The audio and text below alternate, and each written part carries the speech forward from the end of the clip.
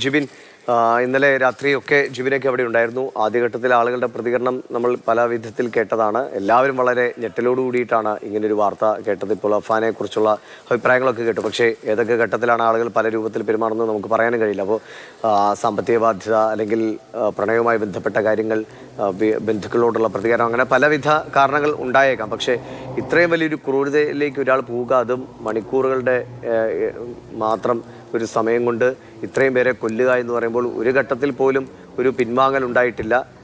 തൻ്റെ ഏറ്റവും പ്രിയപ്പെട്ടവരെ തന്നെ ഇങ്ങനെ ഇല്ലാതാക്കുമ്പോൾ അയാൾക്കൊരു പിന്നോട്ട് വലിയിലും ഉണ്ടായില്ല എന്ന് തന്നെയാണോ പോലീസ് കണക്കാക്കുന്നത്? അതോ അല്ലാത്ത വേറൊരു മാനസികാവസ്ഥയിലായി പോയി എന്നതാണോ? ദിവിഷ പറഞ്ഞത് തന്നെയാണ്. കാരണം മുൻകൂട്ടി ആസൂത്രണം ചെയ്ത് നടത്തിയ ഒരു കൊലപാതകമാണെങ്കിൽ പോലും സ്വന്തം ഉറ്റവരെ അല്ലെങ്കിൽ രക്തബന്ധുക്കളെയും ഏറ്റവും പ്രിയപ്പെട്ടവരെയും കൊല്ലുമ്പോൾ ഒരാളെങ്കിലും കൊന്നു കഴിഞ്ഞതിന് ശേഷം അതിൽ നിന്ന് പിന്മാറാനുള്ള ഒരു മാനസികാവസ്ഥയൊക്കെ തന്നെ ഒരു യുവാവിന് അല്ലെങ്കിൽ ഒരു മനുഷ്യന് ഉണ്ടാകുമെന്നുള്ളൊരു കാര്യമാണ് പോലീസ് പറയുന്നത്. പക്ഷേ ഇവിടെ അത് ഉണ്ടായിട്ടില്ല.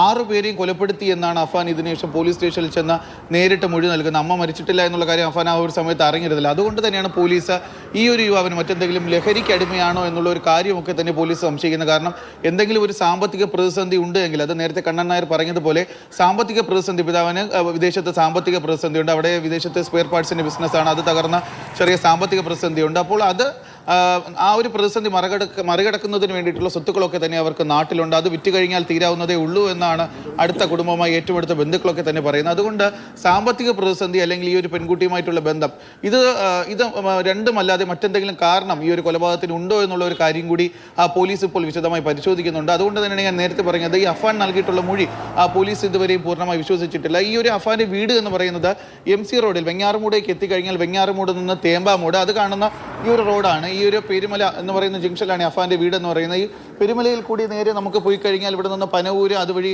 പുത്തൻപാലം, നെടുമങ്ങാട് ഭാഗത്തേക്കൊക്കെ തന്നെ പോകാം. ഈ വെഞ്ഞാറമൂട് എന്ന് പറയുന്ന സ്ഥലത്തിൻ്റെ ഒരു 10 കിലോമീറ്റർ ചുറ്റളവിലാണ് ഈ സ്ഥലങ്ങളെല്ലാം. അതായത് അഫാന്റെ വീട്, അഫാന്റെ വാപ്പയുടെ ഉമ്മയുടെ വീട്, വാപ്പയുടെ സഹോദരൻ്റെയും ഭാര്യ കൊല്ലപ്പെട്ട സഹോദരൻ്റെ ഒക്കെ തന്നെ വീട് ഈ ഒരു 10 കിലോമീറ്റർ ചുറ്റളവിലാണ്. ഈ ഒരു കാണുന്ന വാഹനം, അതായത് അഫാന്റെ ഏറ്റവും പുതിയ ആയിട്ടുള്ള ഒരു വാഹനമാണ്. ഈ നെടുമങ്ങാട് രജിസ്ട്രേഷൻ അനുസരിച്ചാണെന്നുണ്ടെങ്കിൽ നെടുമാടി KL 21Z എന്ന് പറയുന്നത് സമീപകാലത്തെ രജിസ്ട്രേഷനാണ്. ഏകദേശം ഒരു 1-2 മാസത്തെ മാത്രം പഴക്കമുള്ള ഒരു വാഹനമാണ് അഫാന്റെ ഈ ഒരു ഇരുചക്ര വാഹനം. ഇത് ഉപയോഗിച്ചുകൊണ്ടാണ് ഇന്നലെ കൊല നടത്തുന്നതിന് വേണ്ടിയിട്ട് എല്ലാ സ്ഥലങ്ങളിലേക്കും അഫാൻ പോയിരിക്കുന്നത്. അതിനുശേഷം, അതായത് ഉച്ചയോടുകൂടി അഫാന്റെ മാതാവിനെ, ഉമ്മയെ തന്നെ ഈ വീട്ടിൽ കൊലപ്പെടുത്താൻ വേണ്ടി ശ്രമിക്കുന്നു. അതിനുശേഷം ഉമ്മ മരിച്ചു എന്ന് ഉറപ്പുവരുത്തിയതിനു ശേഷമാണ്. പക്ഷേ അത് ദൈവത്തിൻ്റെ ഒരു ഭാഗ്യം കൊണ്ട് ആ ഉമ്മ ഇപ്പോഴും ജീവനോടെ ഉണ്ട്, മരണത്തോട് മല്ലിട്ടുകൊണ്ടിരിക്കുകയാണ്. ഇപ്പോൾ ഗുരുതരാവസ്ഥയിലാണ് ഗോകുലം മെഡിക്കൽ കോളേജ് ആശുപത്രിയിലുള്ളത്. അതിനുശേഷം ഈ ഉമ്മയെ ഗുരുതരമായി പരിക്കേൽപ്പിച്ച ശേഷം ഈ ഒരു വാഹനത്തിലാണ് ഇവിടെ നിന്ന് ഈ സമീപത്തുള്ള ഈ വെഞ്ഞാറമൂട് നിന്ന്, ഞാൻ നേരത്തെ പറയുന്ന പോലെ തന്നെ വെഞ്ഞാറമൂട് നിന്ന് എല്ലാം ഒരു 10 കിലോമീറ്റർ ചുറ്റളവിലാണ് ഈ കാണുന്ന സ്ഥലങ്ങളെല്ലാം എന്ന് പറയുന്നത്. ഇവിടെ നിന്ന് നേരെ ഇവർ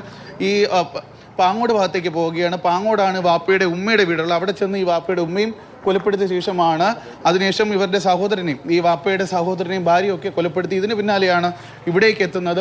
വീണ്ടും ഈ വാഹനം ഇവിടെ ഉപേക്ഷിച്ച് അതിനുശേഷം വീട്ടിലേക്ക് പോയി വീട്ടിലുള്ള മറ്റ് ബന്ധുക്കളെയൊക്കെ തന്നെ കൊലപ്പെടുത്തി. അതിനുശേഷമാണ് ഈ വാഹനം വീണ്ടും ഇവിടെ ഉപേക്ഷിച്ച് അതിന് പിന്നാലെ ഈ അഫാൻ മറ്റൊരു ഓട്ടോറിക്ഷയിൽ കയറിയാണ് പോലീസ് സ്റ്റേഷനിലേക്ക് പോകുന്ന ഒരു സാഹചര്യമുണ്ട്. എന്തായാലും അതിക്രൂരമായ രീതിയിലാണ് ഈ 6 പേരെയും കൊലപ്പെടുത്തുന്നതിന് വേണ്ടി ശ്രമിച്ചത്. ഇതിൽ 5 പേർക്കാണ് ജീവൻ നഷ്ടമായിരിക്കുന്നത്. നേരത്തെ ദിവിഷ് ചോദിച്ച ഒരു കാര്യമുണ്ട്, ഇത്രയും വലിയൊരു ക്രൂരകൃത്യം, അതും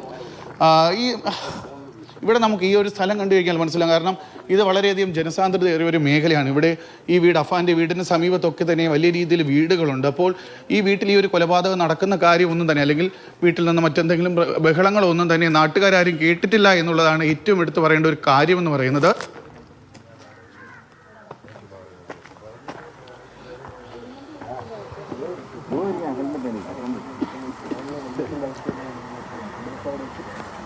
ജിബിനാണ് വിവരങ്ങൾ നൽകിക്കൊണ്ടിരിക്കുന്നത്.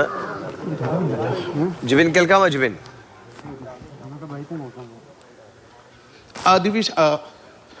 ദിവിഷ് ഈ നേരത്തെ പറഞ്ഞതുപോലെ ഈ വീടിൻ്റെ സമീപത്തൊക്കെ തന്നെ വലിയ രീതിയിൽ വീടുകളുണ്ട്. അപ്പോൾ ഈ വീട്ടിൽ നിന്ന് മുൻപെന്തെങ്കിലും, നേരത്തെ പറഞ്ഞിട്ടുണ്ട്, ഈ അഫാൻ്റെ മാതാവ് ആത്മഹത്യയ്ക്ക് മുൻപ് ശ്രമിച്ചിരുന്നു എന്നുള്ളൊരു കാര്യം അഫാൻ പോലീസിനോട് വിശദീകരിച്ചിരുന്നു എന്നാണ് കഴിഞ്ഞ ദിവസം കുറച്ച് പേർ പറയുന്നത് കേട്ടു. പക്ഷേ അത്തരത്തിൽ ഈ അമ്മയുടെ ഭാഗത്ത് നിന്ന് ഈ ഒരു ആത്മഹത്യ വിഷ്ണു ഒന്നും തന്നെ നേരത്തെ ഇല്ലായിരുന്നു എന്നാണ് ഇന്നലെ നമ്മളോട് മറ്റു നാട്ടുകാരൊക്കെ തന്നെ പറയുന്നത്. കാരണം അത്തരത്തിൽ എന്തെങ്കിലും സംഭവങ്ങളുണ്ടെങ്കിൽ തൊട്ടടുത്ത വീടുകളാണ്, തൊട്ടടുത്തൊക്കെ ഒരുപാട് വീടുകളൊക്കെ തന്നെയുണ്ട്. അപ്പോൾ ഈ വീട്ടുകാർക്കും നാട്ടുകാർക്കും മറ്റു ബന്ധുക്കൾക്കും ഒന്നും തന്നെ ഈ കാര്യങ്ങൾ സംബന്ധിച്ച് വിവരങ്ങളൊന്നും തന്നെ ലഭിച്ചിരുന്നില്ല. ഇത്രയും തൊട്ടടുത്ത് വീടുകളുണ്ട് എങ്കിൽ പോലും കഴിഞ്ഞ ദിവസം ഈ അഫാൻ ഉമ്മയെ കൊലപ്പെടുത്താൻ ശ്രമിക്കുന്നു. അതിനുശേഷം മറ്റുള്ളവരെ കൊലപ്പെടുത്തി തിരികെ ഈ വീട്ടിലേക്ക് എത്തി അനുജനെയും കാമുകിയും ഒക്കെ തന്നെ ഈ വീട്ടിൻ്റെ അകത്തിട്ടാണ് കൊലപ്പെടുത്തിയത്. ആ വിവരങ്ങളൊന്നും തന്നെ നാട്ടുകാർ സമീപവാസികളൊന്നും തന്നെ അറിഞ്ഞിരുന്നില്ല. എത്തിയും തൊട്ടടുത്ത് വീടുകൾ ഉണ്ടായിരുന്നിട്ട് പോലും അത്തരത്തിലൊരു ബഹളം പോലും അവർ കേട്ടില്ല എന്നാണ് പറയുന്നത്. അതിനർത്ഥം അതിക്രൂരമായി ഈ ചുറ്റിക ഉപയോഗിച്ച് ഒറ്റ അടിക്കായിരിക്കണം ഇവരെല്ലാവരെയും അഫാൻ കൊലപ്പെടുത്തിയത് എന്നുള്ള ഒരു കാര്യമാണ് അതിൽ നിന്ന് തെളിയിക്കപ്പെടുന്നത്. കാരണം മറ്റ് വിളിയോ ബഹളങ്ങളോ ഒന്നും തന്നെ കേട്ടിരുന്നില്ല എന്നുള്ള ഒരു കാര്യമാണ് വ്യക്തമാകുന്നത്. കാരണം വൈകുന്നേരം ഏകദേശം 3:30 ആയിരിക്കണം. കാരണം അഫാന്റെ സഹോദരൻ സ്കൂളിൽ പഠിക്കുന്ന ഒരു വിദ്യാർത്ഥിയാണ്. അതുകൊണ്ട് അവർ 3:30 ശേഷമായിരിക്കണം അഫാന്റെ സഹോദരനെയൊക്കെ കൊലപ്പെടുത്തിയത്. ഈ സ്കൂൾ വിട്ട് വീട്ടിലാണ്. അഫാന്റെ സഹോദരന്റെ മൃതദേഹം കണ്ടു കഴിഞ്ഞാൽ നമുക്ക് മനസ്സിലാകും ഒരു സ്കൂൾ യൂണിഫോം ഇട്ടാണ് ആ കുട്ടി കിടക്കുന്നത്, നിലത്ത് കിടക്കുന്നത്. കാരണം തല തറയിലിടിച്ച അവസ്ഥയിലാണ് കമന്നാണ് കിടക്കുന്നത്. അപ്പോൾ ആ കുട്ടി സ്കൂൾ യൂണിഫോമാണ് ധരിച്ചിരിക്കുന്നത്. സമീപത്തായി മൃതദേഹത്തിന് സമീപത്തായി രക്തം തളം കെട്ടിക്കിടക്കുന്നതിന് സമീപത്തായി ഈ സഹോദരന്റെ സ്കൂൾ ബാഗൊക്കെ തന്നെ കിടപ്പുണ്ട്. അതുകൊണ്ട് തന്നെ അഫാൻ കുഴിമന്തി കഴിക്കാമെന്ന് പറഞ്ഞാണ് അഫാൻ ഈ സഹോദരനെ 13 വയസ്സുകാരനെ തനിക്ക് ഏറ്റവും പ്രിയപ്പെട്ട അനുജനെ വീട്ടിലേക്ക് വിളിച്ചു വരുത്തുന്നത്. വീട്ടിലേക്ക് വിളിച്ചു വരുത്തി ഈ കാണുന്ന വീടാണ്. ഇവിടെ നിന്ന് കയറി കഴിഞ്ഞാൽ ആ കാണുന്ന ഒരു ഡോറുണ്ട്. ആ ഡോറിന് സമീപത്തായിട്ട് ഡോർ തുറന്ന് അവിടെ നിന്ന് ഹോളിലേക്ക് കയറുന്ന ഭാഗത്താണ് സഹോദരനായിട്ടുള്ള 13 വയസ്സുകാരൻ്റെ മൃതദേഹം കിടന്നിരുന്നത്. ആ 13 വയസ്സുകാരൻ്റെ മൃതദേഹം കതവിന് തൊട്ടടുത്തായിട്ടാണ് ഹോളിലേക്ക് കയറുന്ന സ്ഥലത്തും അമ്മ കിടന്നിരുന്നത്. അതിന് സമീപത്തായിട്ടുള്ള ഈ ഹോളിന് സമീപത്ത് ഒരു ബെഡ്റൂമുണ്ട്. ആ ബെഡ്റൂമിൻ്റെ അകത്താണ് അമ്മ കിടന്നത്. അമ്മ കിടക്കുന്ന മുറി അഫാൻ പൂട്ടിയ താക്കോലും അദ്ദേഹത്തിൻ്റെ കയ്യിലാണ് ഉണ്ടായിരുന്നത്.